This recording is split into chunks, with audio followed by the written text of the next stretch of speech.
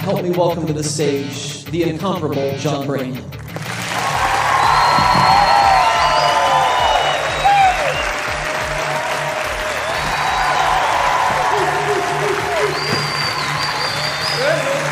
Thanks for supporting live stand-up.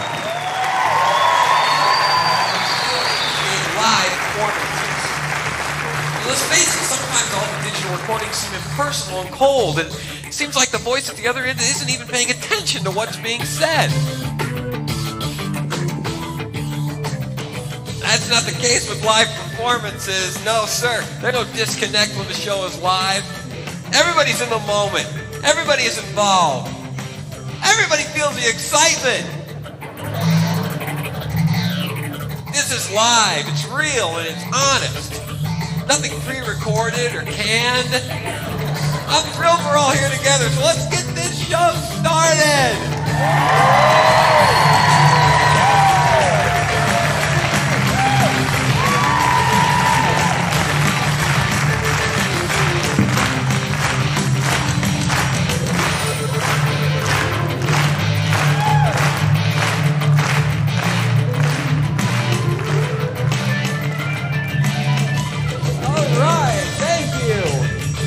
Shut the music off. That's fine. That's all we're going to get out of that. You guys were way too loud to begin with. I cannot tell you how excited I am to be here tonight. I've been looking forward to this for hours.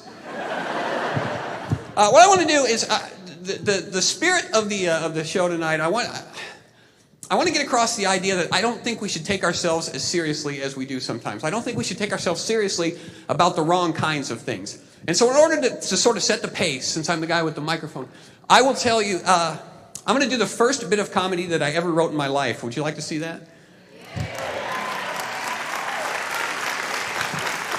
This is the first thing I ever did, the first comedy I ever did. I didn't even know I was going to be a comedian when I wrote this particular bit. I was at summer camp, and they had talent show. And it's always been the case, you know, when they have talent show at camp, I have no talent, but I still wanted to be up on stage because I thought I was going to get a casserole. So I worked up this little juggling bit, and it was a Christian camp that I was at. And so I put together, 15 years of age, if biblical characters juggled, what would they look like?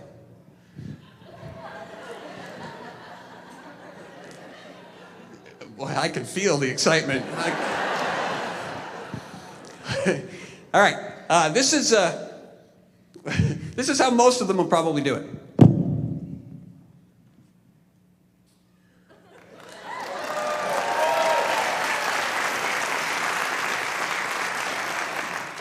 All right, this is Noah.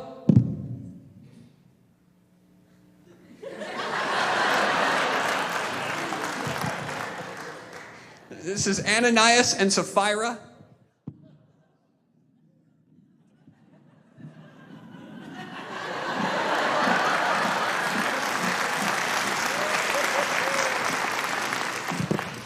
I don't know how many of you got that and how many of you just clapped because somebody else did. And that's Sapphira. And this is Saul on the road to Damascus.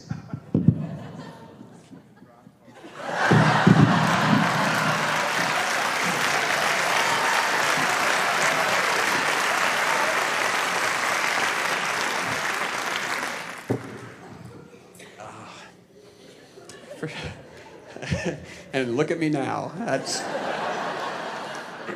Here we are. All right, I will tell you, I don't have to tell you, but I'm taping this in Indiana. I'm taping this in Hoosier land because I'm a Hoosier. I'm a native.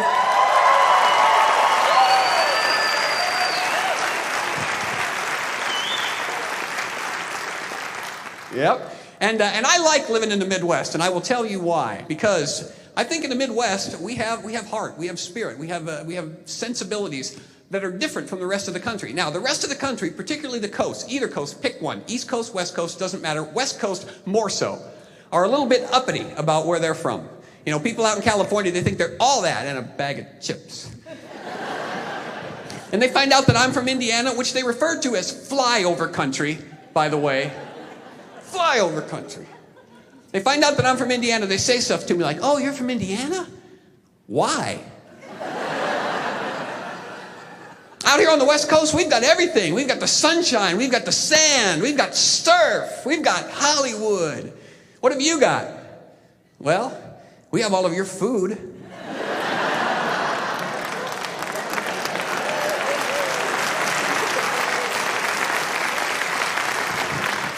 So you eat that sand, surfer boy. I actually got a brochure. I got a brochure in the mail from Napa Valley, California. And Napa Valley is famous for wine. We all got the same brochure.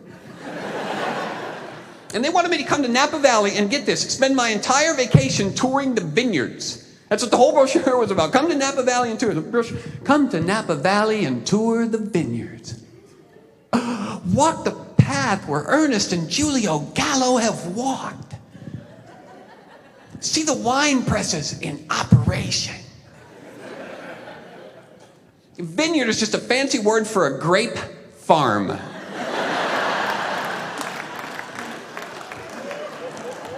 That's it. I've seen lots of farms where I'm from. I think we should send them brochures out on the West Coast, huh? Hey, why don't you all come to Indiana and look at our maize yards?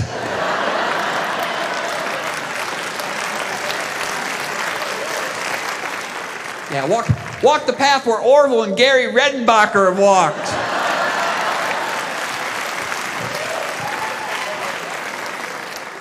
Watch the natives detassel.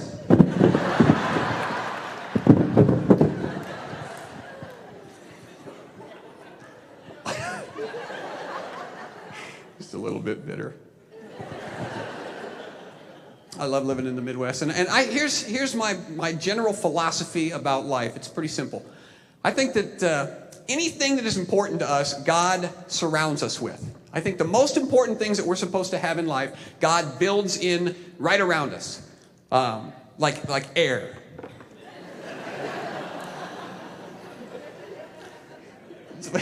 It's pretty important to most of us. You got to breathe a couple, 3 times a day.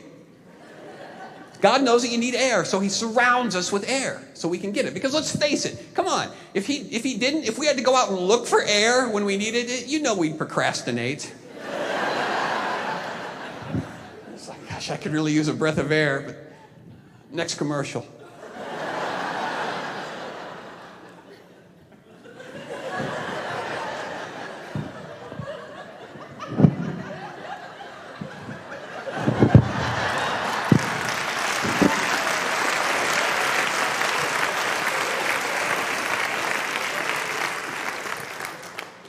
So he surrounds us with it. And I think the same is true of laughter. I think laughter is important enough to the human condition that God has built it into creation. All you have to do is open up your eyes. Open up your eyes and you'll find stuff to laugh about. He has made it. He's made funny stuff everywhere. He made West Virginia.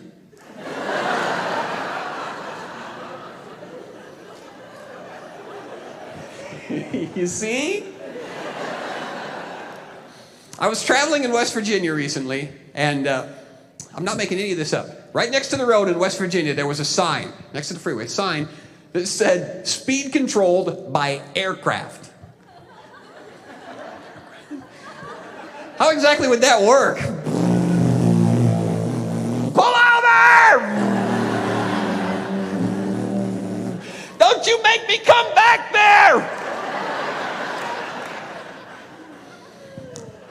But my favorite sign in West Virginia had right next to the road, picture of a cell phone on the sign, red circle around it and a line through it. And it said, report distracted drivers.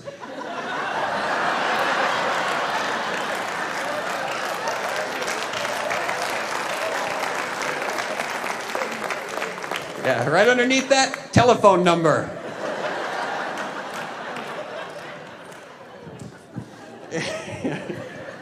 I need you to come over and pick up this guy. Well, two of us. There's 2 of us that are. I think of more use would be a sign next to the road that had a picture of a lady driving with a dog in her lap. Red circle around it, line through it. You ever seen that phenomenon? Driving down the road? People driving with a live animal in. What happens in your life that are you just driving along one day and you're trying to think, this is not as challenging as I think it could be.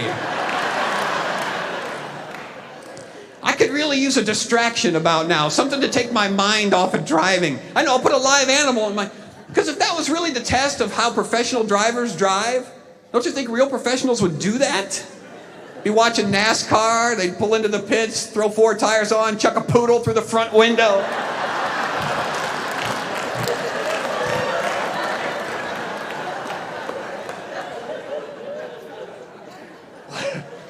The better the driver the word, you know, the bigger the animal. It'd be like Jeff Gordon would get a goat.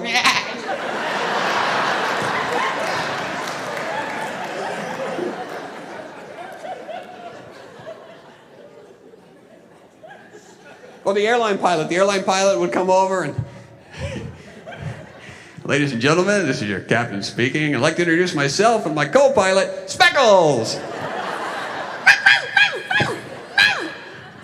Speckles just announced we've reached a cruising altitude of 10,000 feet. This is when he likes to stick his head out the window so his ears are...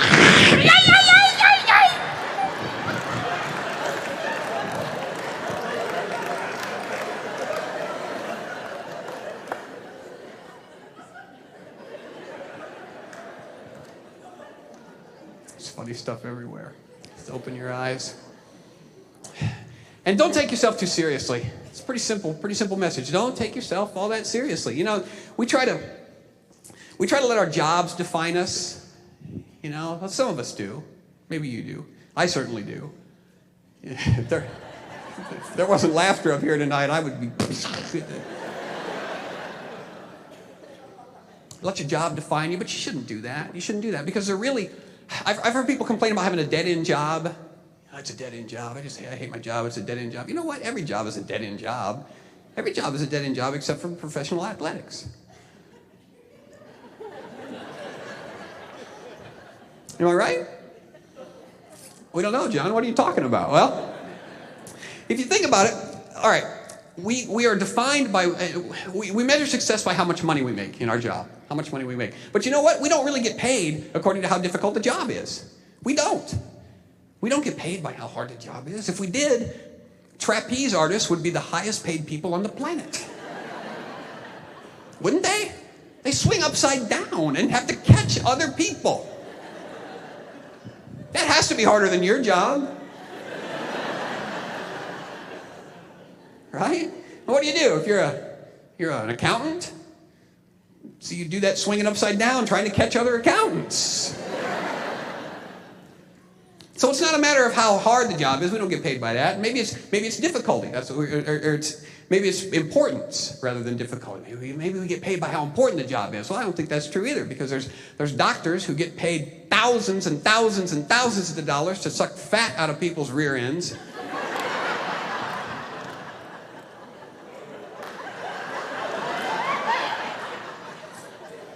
And then there's doctors who get paid nothing to give vaccines to starving children in third world countries. Which one's more important? Which one gets paid more? So here's what it is. Here's the reason that we get paid. Here's the reason professional athletes are the most important jobs in the world. Because what do professional athletes do? They play games. Need more? Games are not especially difficult to play, right? Games are not especially important to play. What do games do? They draw attention to shoes.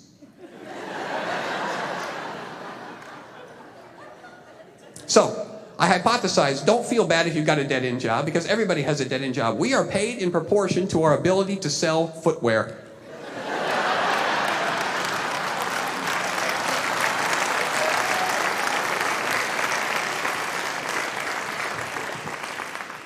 That's all it makes. But there are lots and lots of jobs out there that you can do. And understanding that your job is a dead-end job and it's not that important, then there's all kinds of freedom and latitude to do stuff. And I love to watch what people do for a living. Car salesmen. Car salesmen are the whole car sales industry fascinates me. Because they advertise cars as all new. You see the commercials come on, it's like, all new Pontiac. All new is my favorite phrase of that. Because wouldn't you, when you buy a new car, expect it to be all new? Wouldn't it surprise you if it was mostly new? The mostly new Pontiac. It's all new except for the steering wheel, which we got from a 75 Gremlin. And it's got an 8-track. Other than that.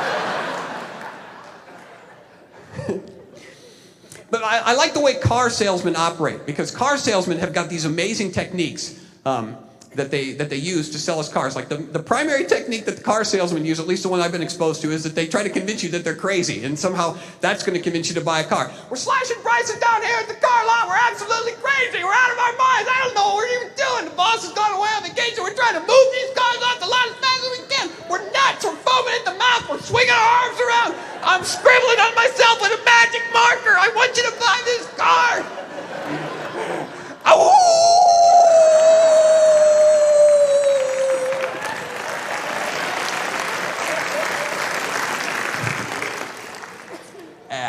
I'm going to need to take a test drive.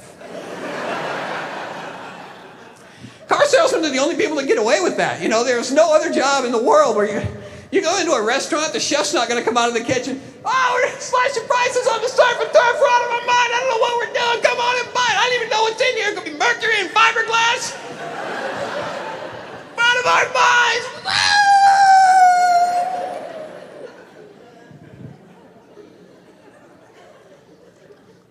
You know what you should do on Monday morning is you should try that at your job. Just go in and be crazy and see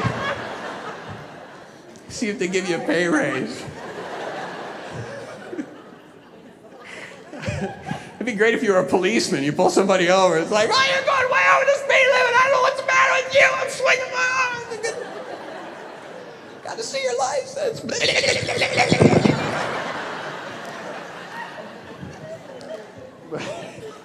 About that, you can sell cars. Some jobs, not all jobs are the same though. Some jobs are really dangerous, and we may have some of these people actually in the audience who are doing dangerous jobs. And you know what the third most dangerous job in the United States is? It's you may not believe it. Third most dangerous job in the United States is convenience store clerk. I'm not making that up. These are the people, it's right up there with policemen and firemen. These are the people who put their lives on the line every day to protect our homes, to protect us, and to serve us Slurpees.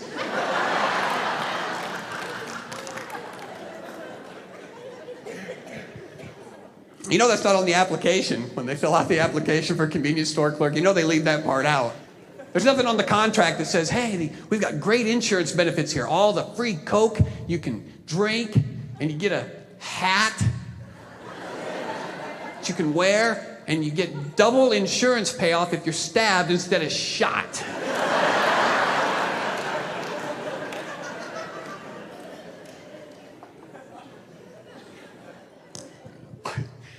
You know why people rob convenience stores? Because it's convenient. It is. I mean, there's virtually no security at a convenience store, and so people rob them and stick them up and steal all the dozens sometimes of dollars that are in the cash register. So you know what I think the solution is? I've been thinking about this. The solution to that is take the convenience store services and put them in the bank. Then you can walk in, yeah, I need a second mortgage and a bag of ice. And scratch off the lottery ticket. Hey, look, a winner. Deposit that.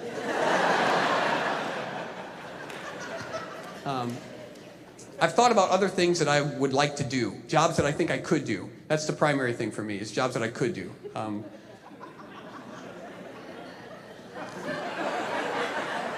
not sure why that's funny. But some jobs fascinate me because they look, I can't understand where they came from. Here's the job I think I could do. The job I think I could do is I could hold the stick in the field while the other guy looks at it with a telescope.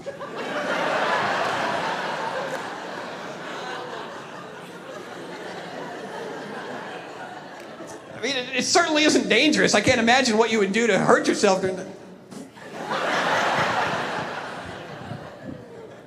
How do you have a bad day, you know, at the thing? If you mess it up, you know, you mess up your job. What? Oh.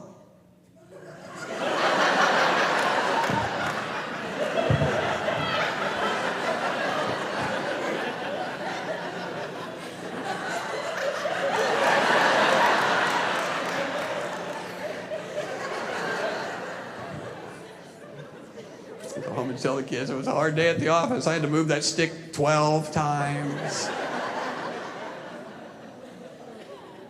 I want to look through the telescope. Those guys got it easy. Here's a job I don't think I could do, dentist. I don't know. Evidently we're in agreement on that one over here. Dentist.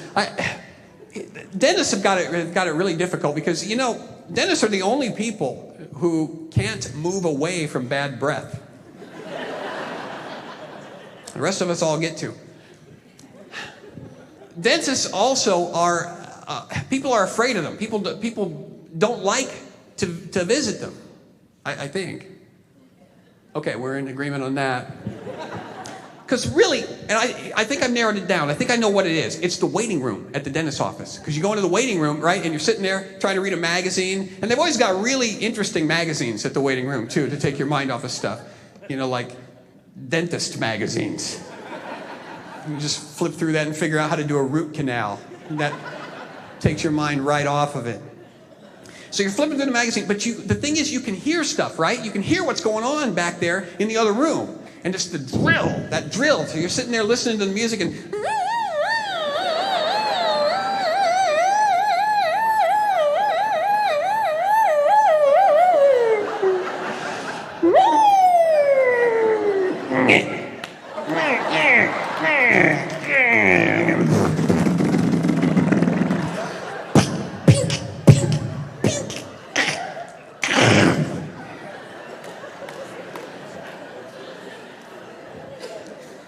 So I have a solution. Rather than spending all of this technology money on how to make the internet faster, I think we should spend money on dental equipment. Figure out how to make the dental drill sound like a circus calliope. Then you'd be sitting in the waiting room and hear...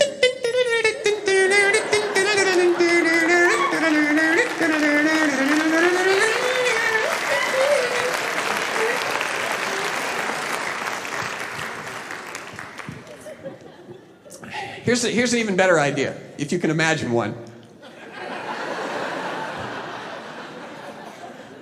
Hard as it is to believe. Get away from the dental waiting room altogether. Eliminate appointments. Because that's what freaks you out, right? When you know you've got a dental appointment coming, it ruins your whole year. Every 6 months, you got to go in there. It just ruins it because you know it's coming. You're counting the days. Oh, here it comes, here it comes. So get rid of the appointments. You don't have to make dental appointments anymore. All you have to do is tell the dentist that you need some dental work done. And all dentists across the United States take ninja training. So you don't need an appointment because dentistry can strike like the claw of the dragon. You'd never know when it was going to happen. You'd be going through a train tunnel, and the lights go out.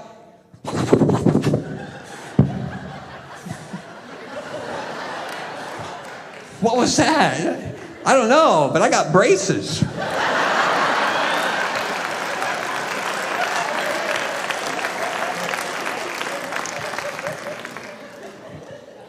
Dentists always tell you to floss. Do you get that when you're a dentist? You're not flossing well enough. You're not flossing well enough. Floss. Why do they call it floss anyway? It's string, isn't it? Does anybody else think that? It's string. But the dentist, no. In the dentist's office, you go in and string is floss. No, it's floss. That's the only place we ever call it that. We don't have kite floss.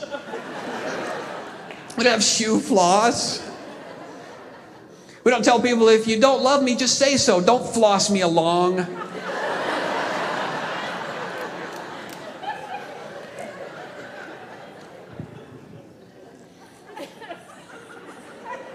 I would rename floss, too, if I was king of the world. I would call it something that was more fun to hear the dentist say than floss. Because they say it all the time. You know, I'd call it... Would you like to hear a dentist say, oh, you got some cavities developing. You know what? You need to do a better job of...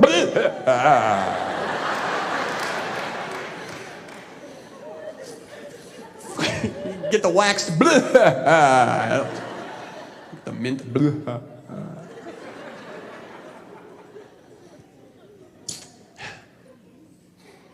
I dabbled in magic for a little while before I became a comedian, and I quit doing magic, because it's too hard.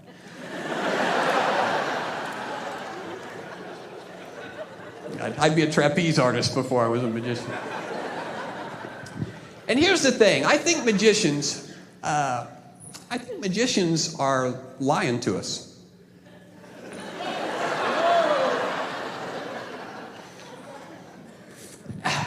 And if you watch the really big magicians, let's face it, there's a lot of stuff going on stage, right? There's a lot of stuff going on stage that's distracting. And a lot of times, it's a really small little trick. You know, they've got the lights and the girls dancing around and all the props and the music. The music comes up, and then the magician comes out and he's real mysterious.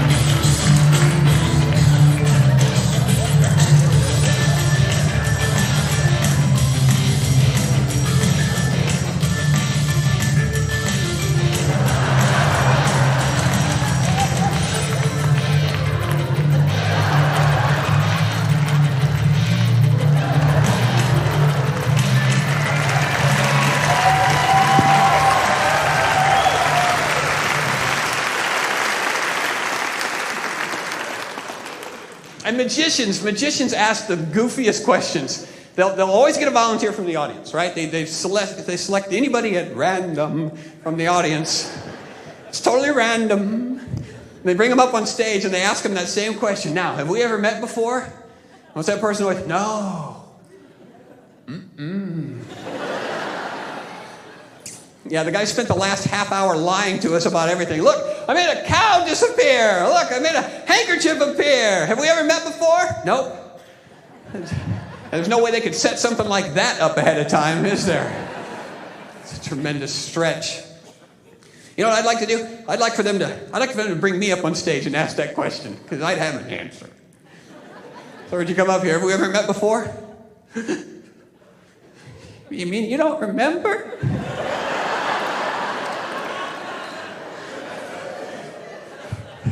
Dad?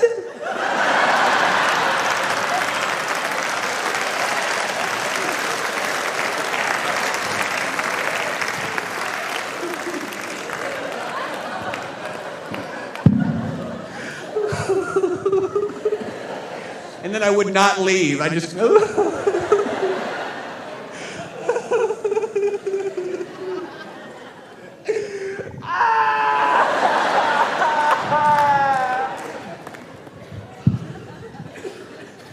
So you make me disappear, magic boy.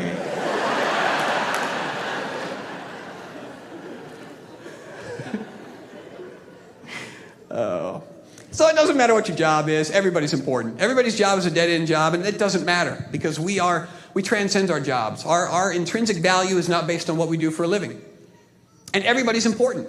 Everybody's important. Every job in some way is important. Criminals are important. I'm not kidding.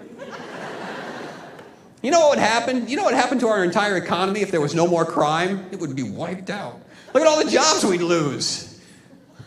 No more cops. No more security personnel. No more comic books. Think about it. How stupid would a comic book be? What would a superhero do if there was no crime?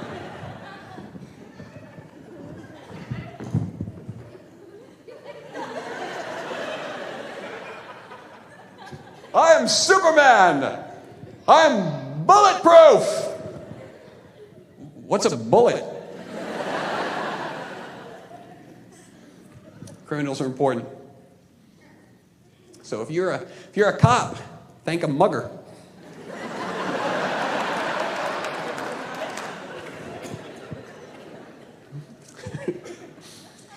I'll tell you another job I think I could do. I think I could be the guy who spray paints "Trust Jesus" on the bridges across the I'm not sure who that guy is, but he's good because he is everywhere. Doing his evangelism, I'm not sure how effective that is as an evangelism tool. I mean, it may work. There may be some people out there who have converted. But personally, I've never really looked at bridges as good sources of information in the past. I've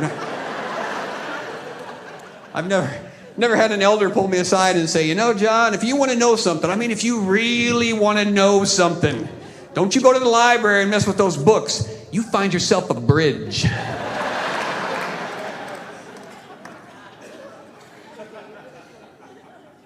There's where you get your information.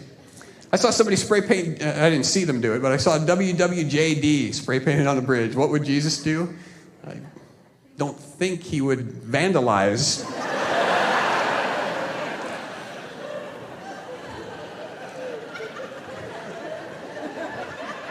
I don't remember the Great Commission being go forth and deface public property with my...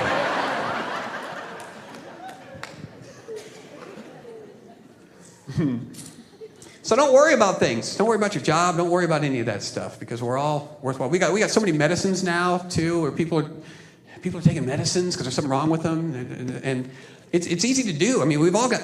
You watch the commercials, and these commercials come on for these medicines, and they don't even tell you what the medicine's for. It just shows people riding bikes in the fields, and they're flying kites.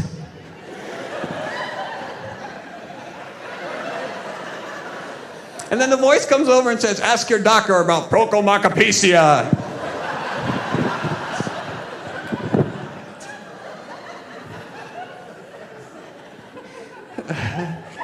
Maybe I need that. Sometimes I fly kites.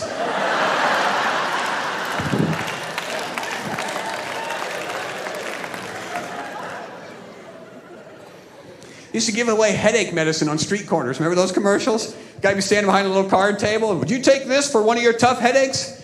Let's see, a complete stranger, an unknown pill? Sure, lay it on me.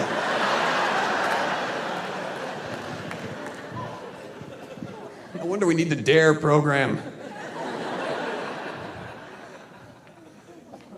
And here's the thing that annoys me, I think, the most, is the fact that these commercials come on for these medicines, and they try to convince you that the medicines are something that you need by listing the symptoms. And sometimes, let's face it, the symptoms that we're feeling, I think, are kind of normal. But the voice will come over and say, do you sometimes get nervous when you speak in front of large crowds?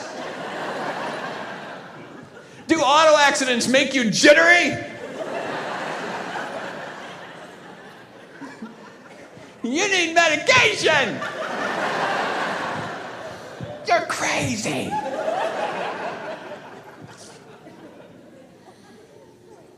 Lots of stuff that people worry about. There's no reason to worry. I think laughter lifts us up. That's why it's so important. Laughter takes away the pain.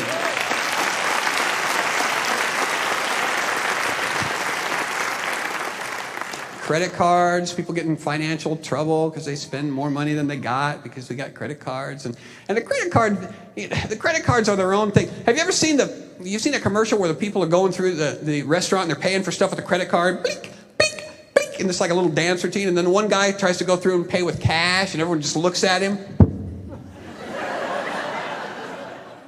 Like he's the most annoying thing in the... And here's the thing. The credit card companies ask us questions that we never got asked when we were just cash-based. Like they ask you if you want cash back. Okay, would you like cash back with that? Little cash? We'll get it right out of your bank account and just hand it to you right here. You got some cash in your bank account. I see it right here. You want me to give it to you? What?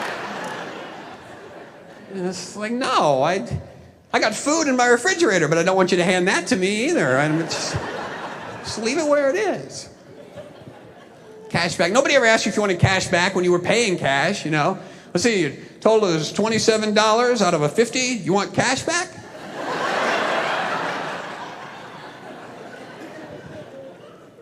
Just keep it. But that's the way we're supposed to think about cash, right? They want the credit card companies want us to think about cash as like this big inconvenience. It's a big pain, you know, and you're a loser. You're a doofus if you're paying for cash, which I don't think that's ever going to work. You're never going to see a guy peeling $100 bills off a roll and think to yourself, what a loser. He probably doesn't even have a credit card.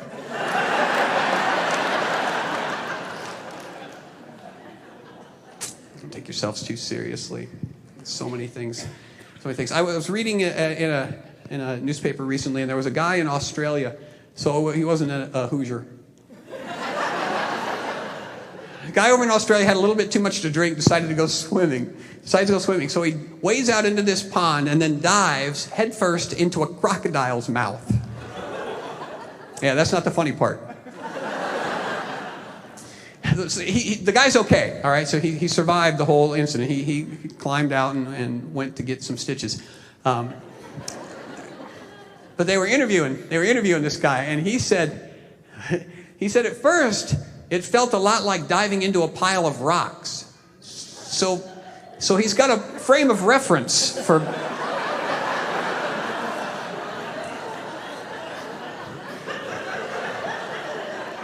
This is not the first lousy dive he's ever made.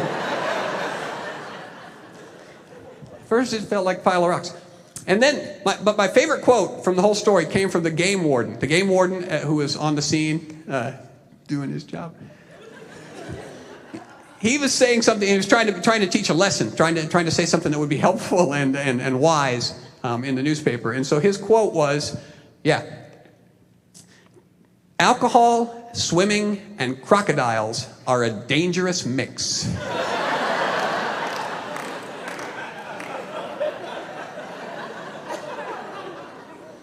Pretty much anytime you add crocodiles to the mix, you know, pillows, baby ducklings, and crocodiles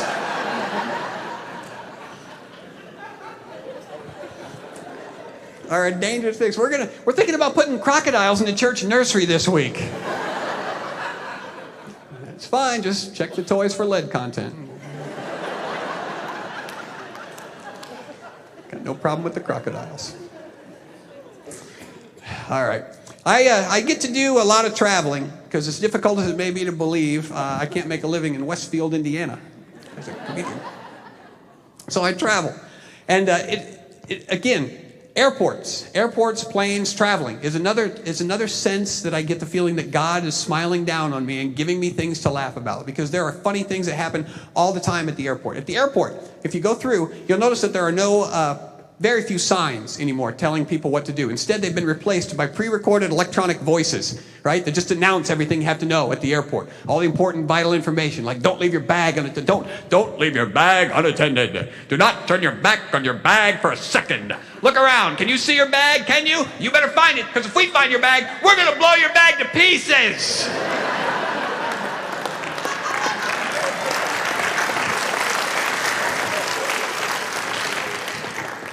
Have a nice flight.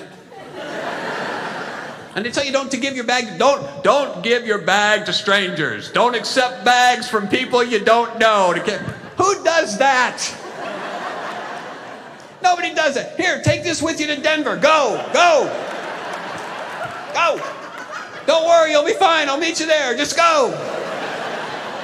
Here's his diaper bag in case he fusses.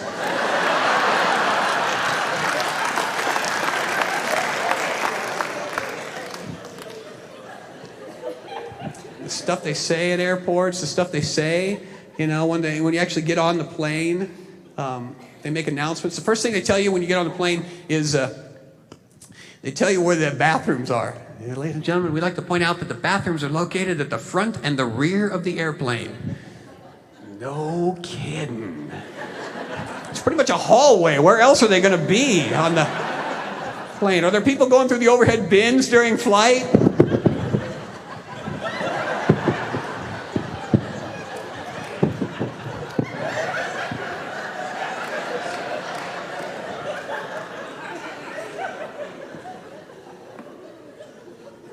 And they tell you, this is my favorite announcement that they make. The captain usually makes it just before they land. They'll come on the speaker and they'll say, "Ladies and gentlemen, we've been cleared for landing."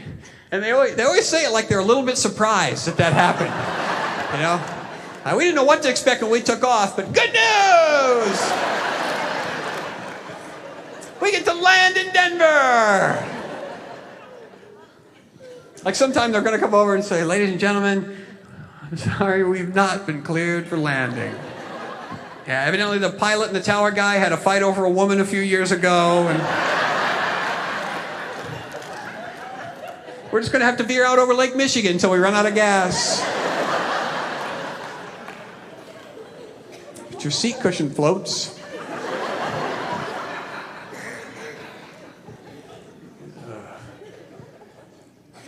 Little voices telling you things. You know, and they've got that little voice at the airport is everywhere. It's on the end of the moving sidewalk. Have you been on that ride at the airport?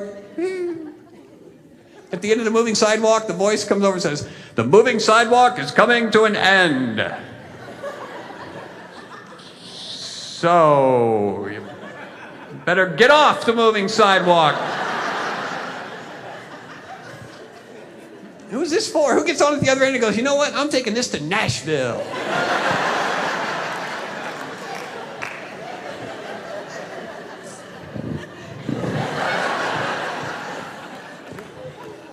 But they don't put it everywhere where I think that they would put it if they think we're that stupid. They don't put it on the revolving door out front of the airport. There's no voice, "Hey, you're going in a circle. Everything looks familiar because you've been here before." And they don't put it where they really need it, which is in the men's restroom. "You're not close enough to the urinal."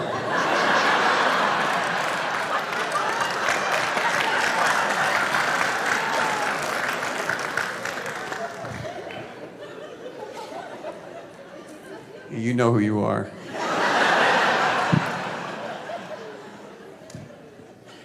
Public restrooms are there's a source of laughter in public restrooms too. Have you noticed that they don't put handles on the toilets anymore in public restrooms? There's no handles anymore. They don't think us capable of operating that complicated mechanism on our own. Now they have the electric eye that just watches you.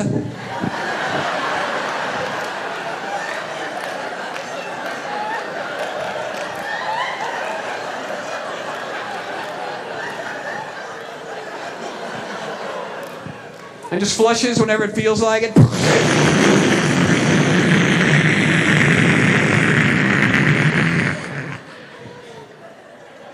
It's pretty loud, isn't it? Do we need that much suction in a toilet? What are people putting in there? And the cat died. What should I do with him? Take him to the airport. Flush him.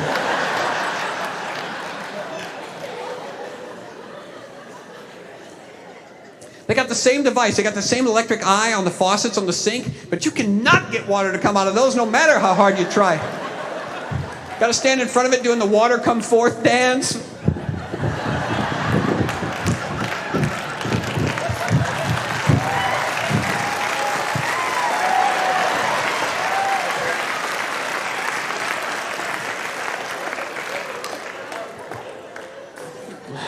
I just dip my hands in the toilet.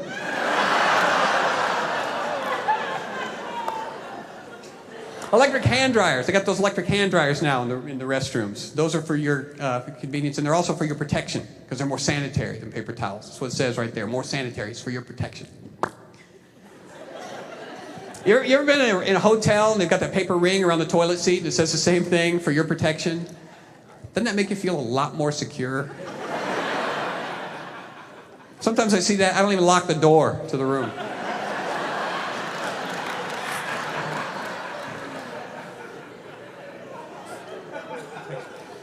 But paper towels there, so after you wash your hands.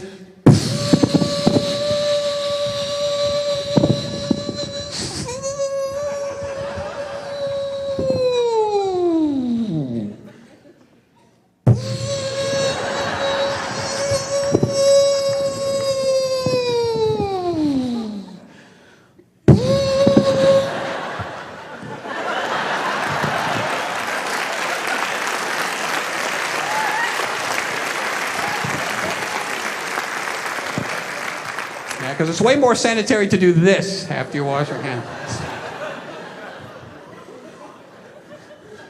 That's how surgeons scrub up. They just...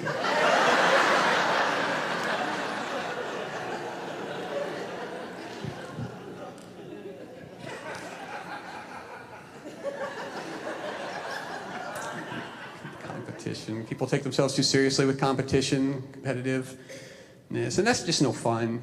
You know, it's no fun to play with a really hyper-competitive person. At least that's what my family tells me. I just can't help it, you know. I get that. I want to win, you know.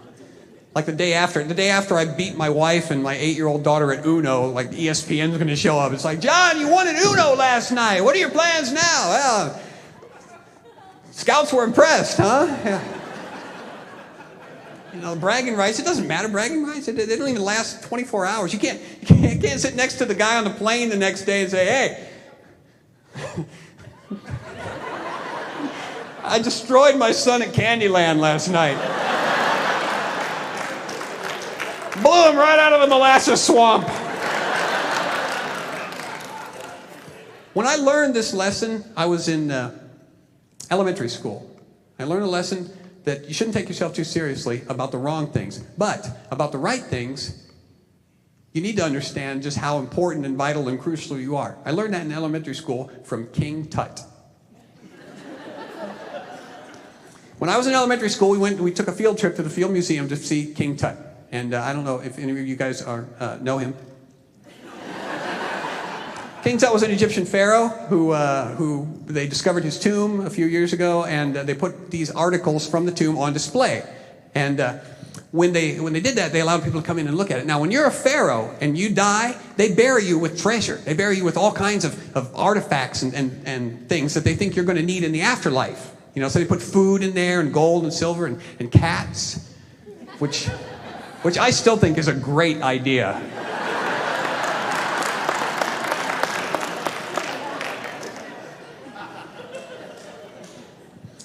So they put you in all these things. And they found King Tut's tomb. And they took all these artifacts out of his tomb and they put them on display in the Field Museum. Now, they allowed our little group to go in and see it. So we're on our way in to see the King Tut Museum. And I'm a little fifth grader. And it's pretty exciting because my whole class is lined up in front of me. We're on our way in. And it's cavernous. It's this huge door that's pitch black inside. And we're lined up and we're pretty excited because we're going to go and see King Tut's treasures. So we're on our way in. And as we get closer to the door, I notice that there's guards. There's 2 armed guards on each side of the door, standing there with their guns, and they're guarding these treasures. And so now we're really excited. It's like, wow, they got guards guarding the treasures of King Tut. This is going to be so cool. So we're on our way in, and we're making our way back and forth in the little maze of ropes. You know, they put the ropes up, and you got to walk back and forth because it's a security thing. And we're making our way back and forth in the ropes, and I'm trying to see in there, and I notice that there's a sign next to the exhibit hall that says no flash photography, no lights, no video of any kind, because these articles are so precious and so delicate that even light will cause them to decompose and to break apart. So you can't even take pictures of this stuff. It's so precious. So now we're really excited. We're on our way in, and I'm just to the doorway, and I look in, and I can see in front of my classmates the first display case. It's this plexi-glass case that's lit with red lights, because there can't be any lights in there. And there's another armed guard standing right there next to that first case. So I can't wait.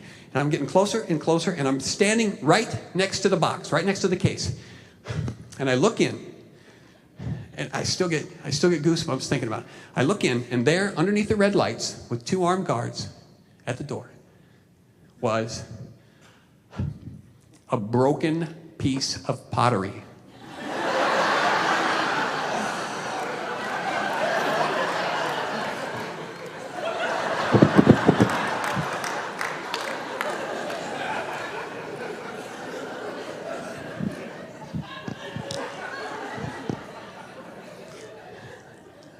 I know. And here's what occurred to me since then. It didn't occur to me on that day. It was kind of a disappointment on that day. But what occurred to me since then is that me and you are like that pottery. We're all cracked pots.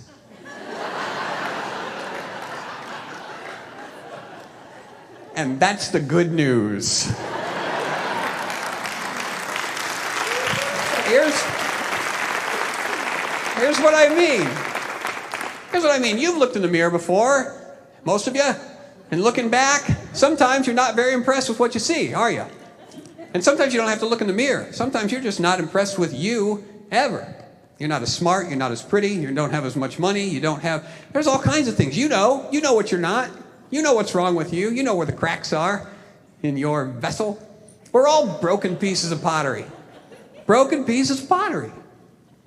But that particular piece of pottery was guarded by 3 armed guards. They wouldn't even let light hit it. It was underneath plexi-glass, protected. Why? 2 things. Because it was unique. There was only one of a kind like it in the entire world. And because of who it belonged to. Who owned it. By nature of those 2 criterion, you are infinitely priceless. Because A, there's only one of you. In the history of mankind, there has only been one of you. And there's only going to be one of you. From this day forward, and from the beginning of time till now, one. Out of all of the people who've existed and all the people who are going to exist, you are the only you that there will ever be. And you are owned by a creator. The person who made you was a master artisan. So by the nature of those 2 criterion, you should be under plexiglass.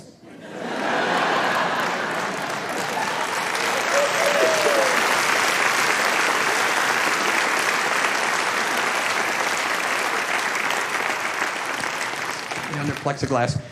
Lighten up. Don't take things too seriously. Don't get so worked up about things because you are unique. If you don't sing the song you're supposed to sing, it never gets sung. If you don't do the task that you're supposed to do, it never gets done. How's that for important? How's that for crucial? It'll never get done if you don't do it because you're the only one capable of doing it. You are priceless. Like I said, if you don't sing your song, no one's going to sing it. And I've got a song I have to sing because believe me, no one else will.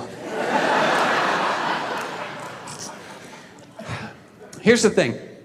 When I was growing up, and every guy will admit this in the room if he's honest, at one point I wanted to be a guitar player in a rock and roll band. And every guy will admit that. I mean, you look at your husband, he's shaking his head, he's lying. He wanted at some point, because every guy does. There's a gene for that in the male.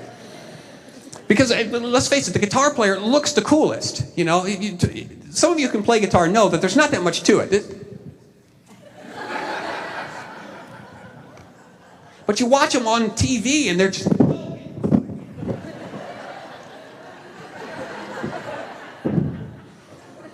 Again, that's the only job you could get away with something like that. You know, if you're an accountant, somebody comes in and do their taxes, you whipped out a calculator.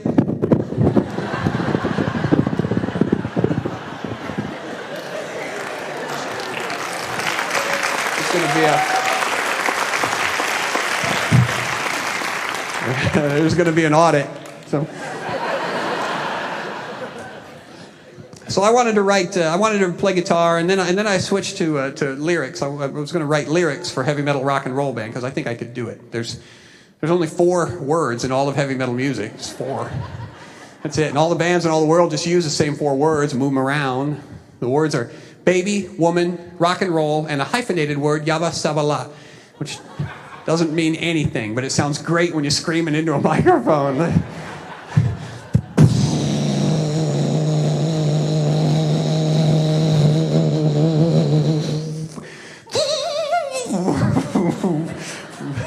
I don't even usually do the whammy bar, but you got me all worked up.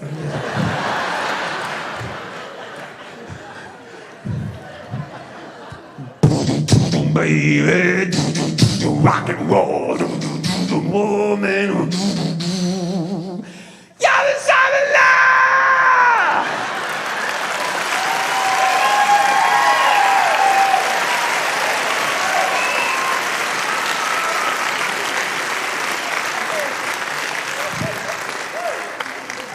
Go ahead and flick those lighters. So in keeping with my obvious musical background, I asked for a harmonica for my birthday, and lucky for you, I got one. I asked for a harmonica for one reason only. Harmonica is the simplest instrument in the world to learn how to play. Any dolt can play the harmonica, as I will demonstrate.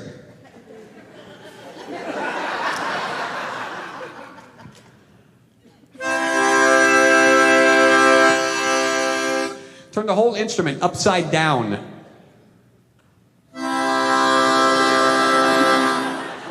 Yeah, try that with a piano.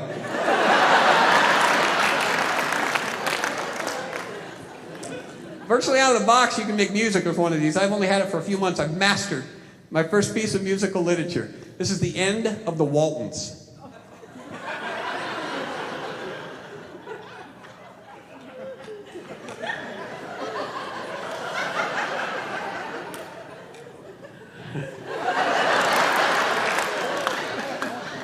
Okay, the expectation is way too high.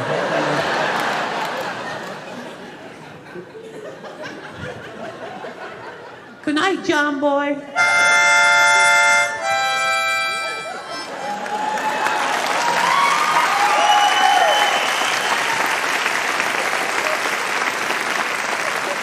And finally, blues music. Blues music makes the harmonica more famous than any other instrument. Very simple to play the blues. All you need to play the blues on a harmonica. Sad expression on your face.